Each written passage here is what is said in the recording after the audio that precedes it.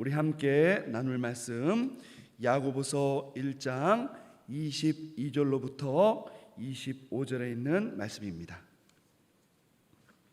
야고보서 1장 22절로부터 25절에 있는 말씀 우리 함께 합독하도록 하겠습니다.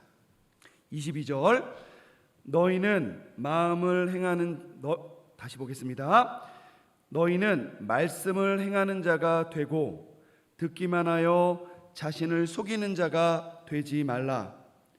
누구든지 말씀을 듣고 행하지 아니하면 그는 거울로 자기의 생긴 얼굴을 보는 사람과 같아서 제 자신을 보고 가서 그 모습이 어떠했는지를 곧 잃어버리거니와 자유롭게 하는 온전한 율법을 들여다보고 있는 자는 듣고 잃어버리는 자가 아니요 실천하는 자니 이 사람은 그 행하는 일에 복을 받으리라. 아멘. 우리 오늘 이 말씀을 가지고 바른 믿음 행함에 대한 부분을 함께 상고해 보도록 하겠습니다. 온전한 믿음은 신약 성경에서 가르치는 그 구원의 근거 예수 그리스도의 복음을 믿고 특별히 그것을 믿는데 그 내용이 무엇인지 정확히 아는 것에서 시작이 됩니다. 우리 마가복음 1장 1절에 보면 이런 표현이 등장합니다. 예수 그리스도의 복음의 시작이라. 여러분 그 말씀은 무엇이냐면 우리가 예수님을 아는 것이 우리의 구원의 근거가 되지만 결국 복음서에 등장하는 쉽게 말하면 성경 말씀의 근거에서 예수님에 대해 바로 알 때만이 우리가 온전한 복음을 안다라는 것이라고 성경이 가르쳐주고 있는 것입니다. 그것을 한마디로 요약하자면 하나님께서 예수님을 이 땅에 보내셔서 자신의 구원의 계획을 이루고자 하셨는데 그 사건이 무엇이냐? 십자가의 사건이고 십자가에서의 죽으심을 통해서 우리 믿는 자들로 하여금 하나님의 백성이 되도록 하셨다. 이것이 바로 이 복음 내용의 핵심인 것입니다. 이 사실을 온전히 알고 고백할 때만이 그 믿는 자들은 온전한 믿음 가운데서 바로 설 수 있게 되는 것입니다. 자, 그런데 질문이 있습니다. 여러분 한번 대답을 해보십시오. 속으로. 그렇다면 이 성경이 말하는 이 구원의 약속 그리고 그 구원의 내용 이것은 확실하고 확증적인 것일까요? 여전히 불완전하고 불확실한 것일까요?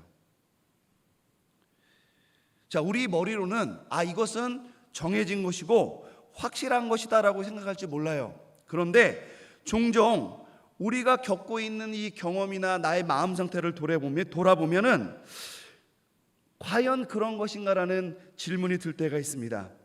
우리의 심리 상태나 외적 상태를 통해 볼 때 이 구원은 불확실하게 느껴질 때가 있다라는 것이죠. 우리가 어떤 일을 시작함에 앞서서 기도를 했는데 그 일이 잘 진행되지 않는 경우 너무 절박해서 하나님 이것만 들어주시면 내가 나의 모든 것을 드리겠습니다 라는 결단과 헌신을 했음에도 불구하고 하나님이 들어주시지 않으실 때가 있죠. 우리가 그럴 때가 되면 믿음의 어떤 확신이 흔들리거나 정말 하나님께서 나를 사랑하시고 나를 기억하시는지 의문이 들 때가 있습니다. 이와 더불어서 우리가 이 땅을 살아갈 때에 생각을 하고 사고를 하고 살아가는데 그러한 이성으로 이해되지 않는 일들이 발생할 때가 있어요. 예를 들면 전쟁이라든지 또 텔레비에서 아프리카에 사는 여러 사람들이 기아에 시달리고 질병에 시달리는 모습을 볼 때 우리는 하나님이 정말 계신가라는 의문이 들 때가 있습니다. 여러분 이거를 조금 어려운 말로 신정론의 문제다라고 이야기도 합니다. 여러분 저만 그런 생각이 드는지요?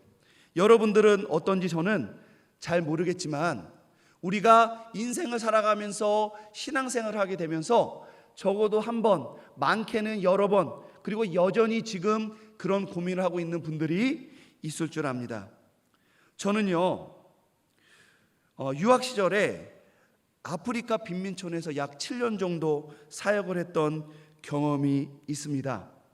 유학을 한 사람들은 일반적으로 제1세계로 가서 공부를 많이 하기 때문에 그런 빈민촌 경험이 많이 없는데, 저는 하나님께서 그런 기회를 주셔서 그런 또 은혜를 맛보았던 것이 있습니다. 그래서 제가 그 자리에 있었을 때에 경험했던 그런 생각이 들었던 것들을 함께 잠깐 나눠보려고 합니다.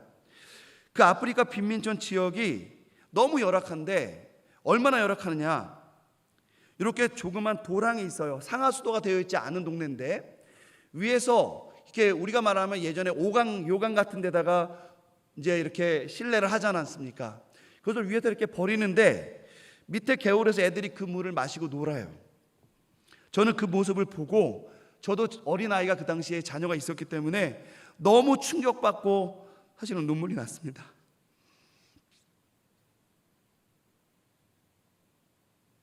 죄송합니다.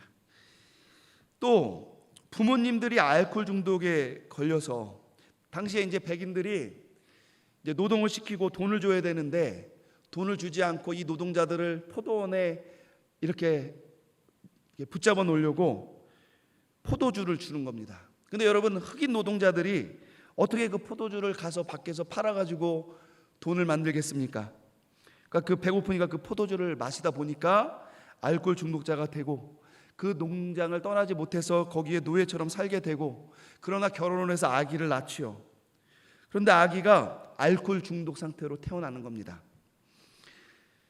그래서 제가 이제 우리 교회에 나온 아이를 이렇게 봤는데 아이가 이렇게 막 떨어요. 그게 무슨 일이냐 했더니 애가 이렇게 우유를 먹었더니 그 증세가 호전되더라고요. 저랑 같이 일을 했던 선교사님이 저게 왜 그러느냐 설명을 해 주시는데, 얘가 알코올 중독이 있어서 그 분유에 와인을 타서 줘야만 애가 안정이 된다라는 거예요.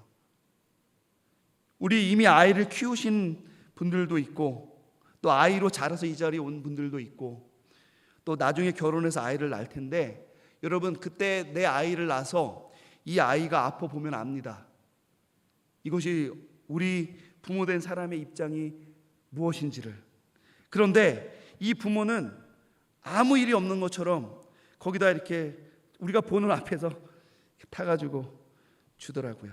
또한 아프리카의 고질병은 에이즈나 기타의 질병들, 이것 때문에 쓰러져가는 사람. 제가 한번 어느 날 예배를 드리는데 내 옆에 어떤 나이가 드신 지극하신 할머니가 항상 와서 예배를 드렸어요. 제 손을 항상 붙잡고 예배를 드리셨는데, 맨날 이만한 피트병 안에 녹색 물을 가득 담아와서 예배 때 그것을 2병을 드시는 거예요. 저는 참 이분이 갈증이 많으신 분이라 생각을 했는데, 나중에 선교사님이 저분이 에이즈 환자라는 겁니다. 그래서 에이즈 증상을 완화시키기 위해서 국가에서 이런 좀 값싼 약을 주는데, 그것을 물에다 타가지고 하루에 2병씩을 먹어야 이 질병이 확산되지 않고 증상이 나타나지 않아서 그것을 마신다라는 거예요. 제가 그 얘기를 딱 들었을 때 한 1년을 넘게 손을 잡고 예배를 드렸는데, 그 다음 주에 갔더니 옆에 못 가겠는 거예요. 또한 우리나라 돈으로 그러면 갔냐 안 가냐? 갔어요. 여러분, 어차피 1년간 손 잡았는데 걸렸으면 벌써 걸렸을 것이고, 근데 지금 10년 정도 지나서 한국에 온 지 10년 정도 됐는데 증상이 없는 거 보니까, 또 그분도 에이즈가 아니라 HIV라고 하더라고요. HIV는 조금 에이즈랑 다른 어떤 종류의 질병입니다.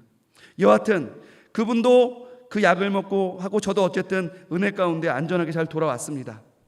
또한 우리나라 돈으로 50원 하는 과자를 받기 위해서 아이들이 가시가 있는 그 풀밭으로 3-4분씩 걸어오는 아이들을 제가 매주 6년 반 정도 만났어요.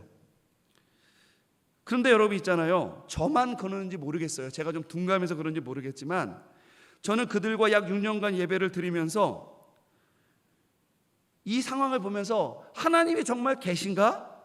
하나님이라면 이럴 수 있는가라는 생각을 죄송하지만 해보지 못했습니다. 아마도 제가 조금 학문적이지 못하거나 비판적이지 못하고, 또 오히려 조금 이런 총신이나 이런 보수계열 학교에서 자라서 그냥 맹신자가 아닌가 이렇게 생각을 해봤어요. 왜냐하면 주변에 같이 공부했던 분들 중에서는 정말 그것 때문에 시험이 들어서 마음 가운데 그 사역을 더 이상 못하겠다고 해서 그 사역지를 떠난 분들도 많이 계셨거든요. 네, 저는 그냥 좀 둔한 것 같습니다. 쉽게 말하면. 그런데 제가 그러한 생각을 깊이 못하게 된 이유가 또 한 가지 있었어요. 그것이 뭐냐면 그러한 열악한 환경 중에 살아가는 그 성도님들이 그럼에도 불구하고 감사하면서 함께 찬양하고 예배를 드리고 살아가고 있었다라는 겁니다. 그리고 함께 동역했던 분들, 여러분 최근에 우리 총신대 신학과 조직신학의 윤영철 교수님께서 임명이 되셨는데 그분이 저랑 함께 2년 동안 그 빈민촌에서 사역을 같이 하셨습니다. 저는 그분을 오랜만에 만났어요. 한 10몇 년 만에 만났는데 그때의 기억이 새록새록 나고 너무나 감사했던 시간이었습니다. 여하튼 이렇게 같이 동역했던 분들도 그런 어떠한 감격과 이런 이야기를 나눴던 기억이 납니다.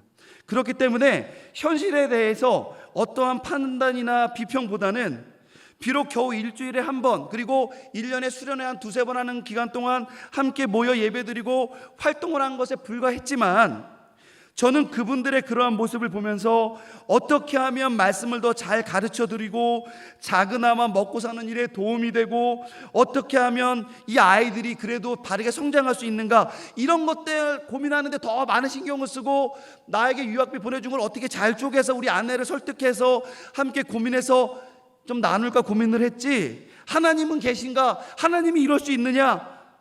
사실 저는 좀 둔감해서 그랬는지 그런 생각은 잘 못했던 것 같아요. 그래서 아마 아무 생각이 없어서 그런지 6년 반이라는 기간 동안 그분들과 함께 그 시간을 보낼 수 있었던 것이 아닌가 생각을 해봅니다. 사실 생각을 하면 같이 있을 수가 없겠더라고요. 햄버거를 하나 사 먹는데 애들 얼굴이 아른거려서 못 먹겠더라는 거예요.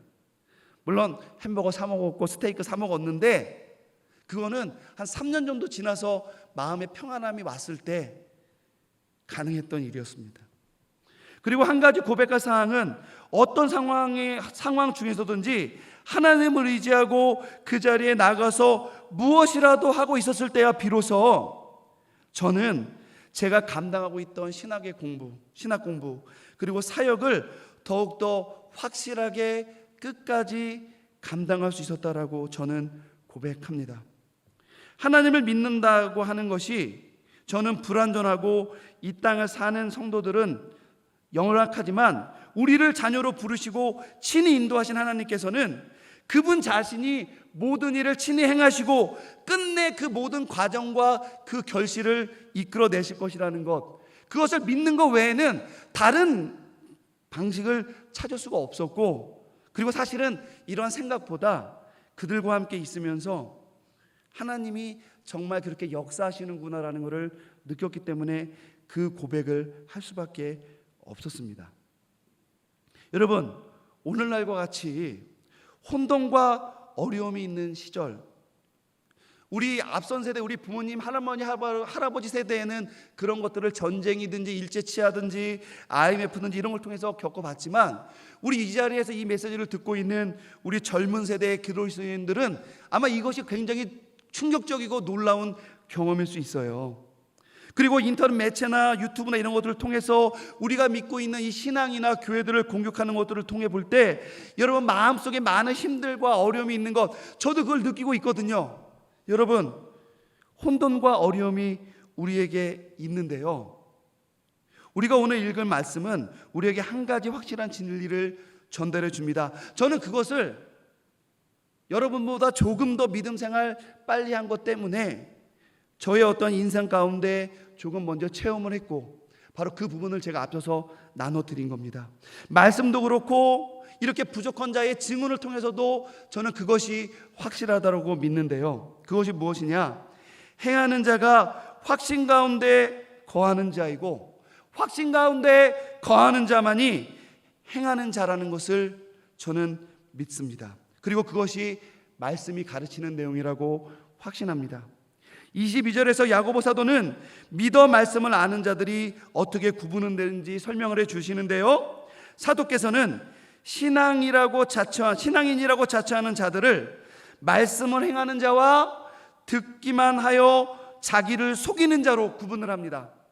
여러분, 저는 이 두 부류가 구원을 받은 자와 구원을 받지 못한 자로 구분된다고 생각하지 않습니다. 왜냐하면요, 야고보 사도가 이 편지를 보낼 때, 이 서신을 보낼 때에는 믿는 자들이 어떻게 온전한 믿음 가운데 살아갈 것인가 라는 그런 목회의 심정으로 보낸 거니까, 야, 너희들은 구원 받고 너희들은 구원 못 받아서 바이바이, 너희들만 우리의 그룹이야, 여러분, 이런 걸 얘기하기 위해서 쓴 건 아니잖아요. 신앙의 어떤 믿음의 단계가 여러 가지에 있는 단계에 있는 사람들이 있는데, 사도께서 원하셨던 건 뭐냐면, 온전하지 못한 믿음 가운데 있는 분들이 보다 온전한 믿음 가운데 올 수 있는 방법을 알려주고 싶었던 것이죠. 그래서 이것을 크게 두 가지로 나눈 겁니다. 말씀을 행하는 자, 이분들은 당연히 듣고 행하는 자였겠죠. 하지만 다른 부류는 듣기만 하고 행하지 않음으로써 내가 그리스도인이라고 스스로를 속이고 있는 자, 이렇게 두 가지 부류로 나누었다라는 거예요.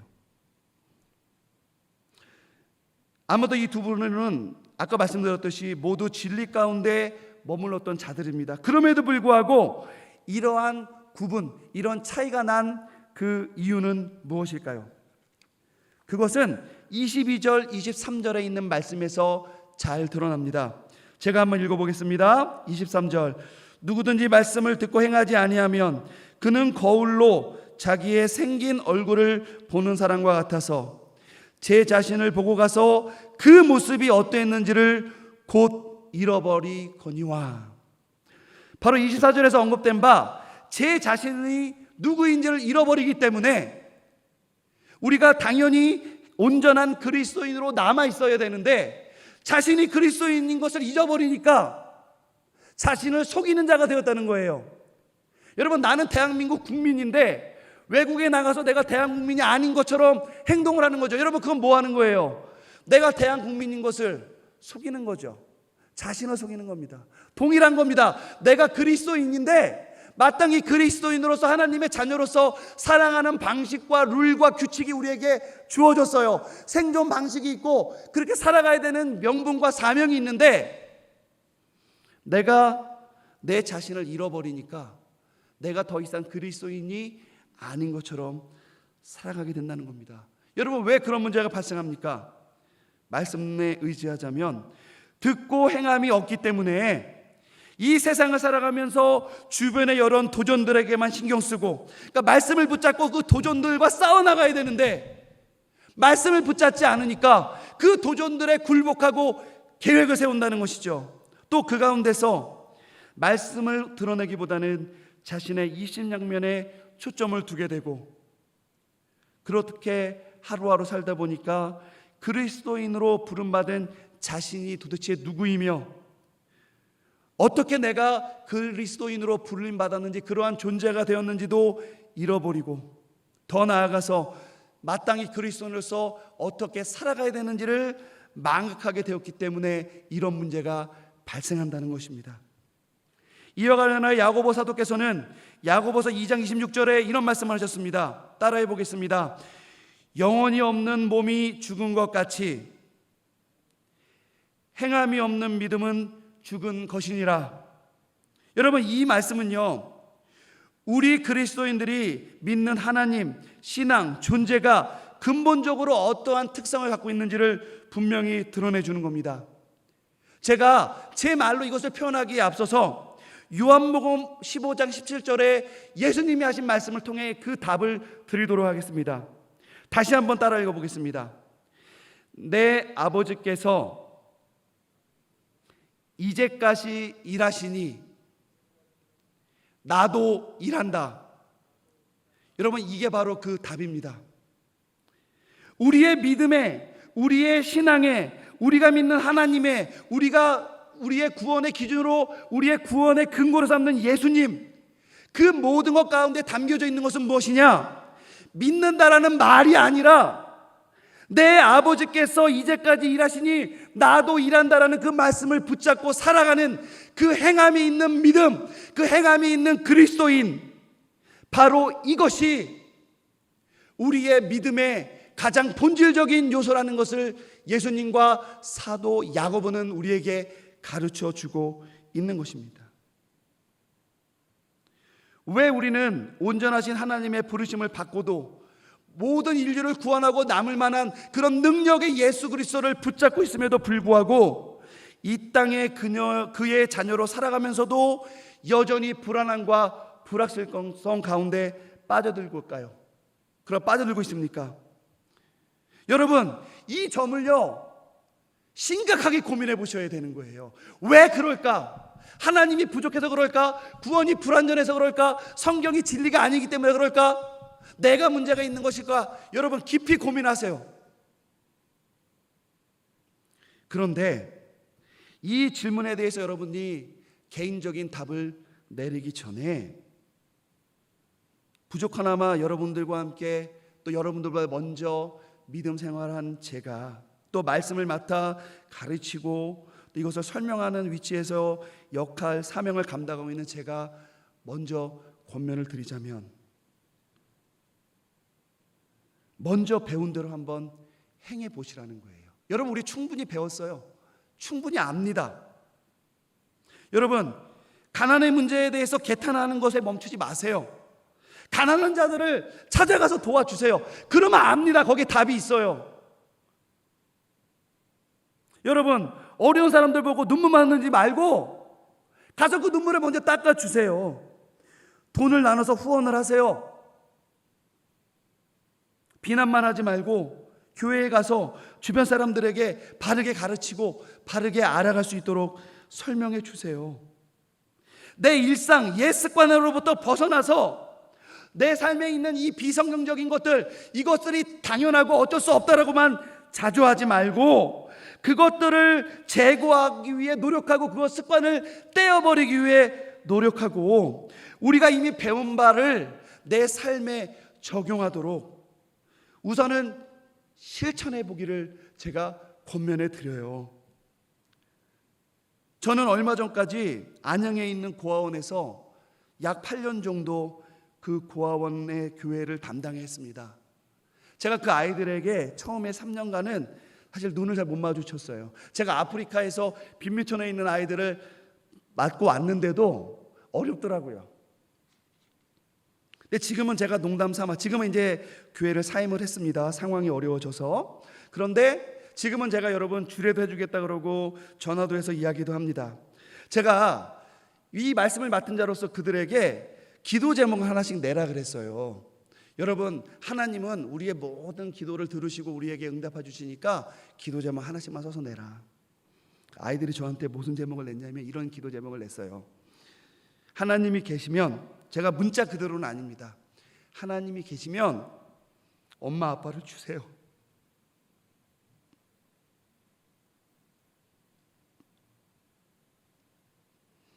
여러분 뭐라고 대답할 거예요?